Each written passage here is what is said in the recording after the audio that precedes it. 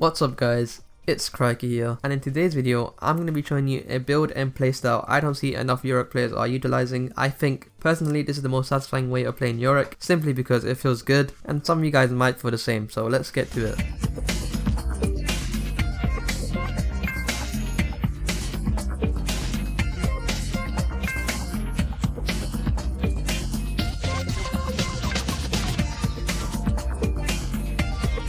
So why do I like this strange playstyle of going Glacial and Stridebreaker? For one, it basically counters the current playstyle and meta for today's League of Legends. And two, it helps one area YORICK is naturally weak in, and that's mobility.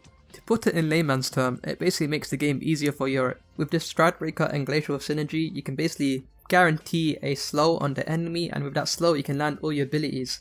And this is where YORICK shines. If you can land everything and keep the enemy locked down, he does his most damage.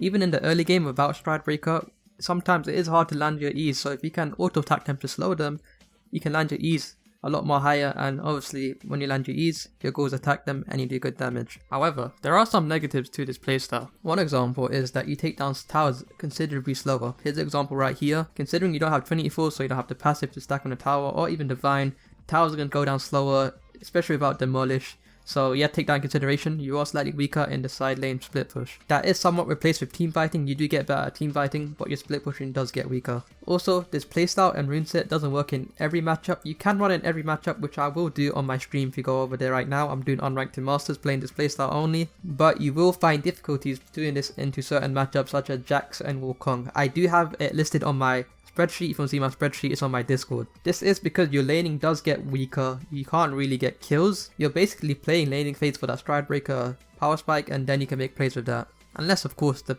enemy plays really badly, then you can capitalize on that. And lastly, and probably the biggest drawback, is that your damage does drop considerably after 30 minutes. Yes, it does sound contradictory because I did say if you lock them down you damage, but a lot of YORICK's damage come from his Q damage, and without Sheen in the mix, your Q damage does do less damage. Of course, you might build Essence Reaver, but that's a bit of an odd build play path. You could try that, but overall you are doing considerably less damage later into the game. You do make plays still because of course you can do multiple slows, but the damage will be low compared to a Trinity playstyle or maybe even a Sundra playstyle. So let's go a little in depth with the runes and build, just in case people are still confused. So I basically go Glacial Augment because that synergizes well with the Stridebreaker. If you use a Stridebreaker active, you can basically slow them even more with Glacial, and if there's multiple people there, you get multiple slows. I go Magical Footwear mainly because of the movement speed and because I can save my gold up for the Stridebreaker power spike, which is why I also go Futures Market. With Futures Market and the boots, I can basically save all my money up and get my Stridebreaker as quick as possible, because this whole point of this playstyle is getting the Stridebreaker as quick as possible and making plays. I then go Approach Velocity because obviously that synergizes as well. If you can slow them, you can basically get extra movement speed, and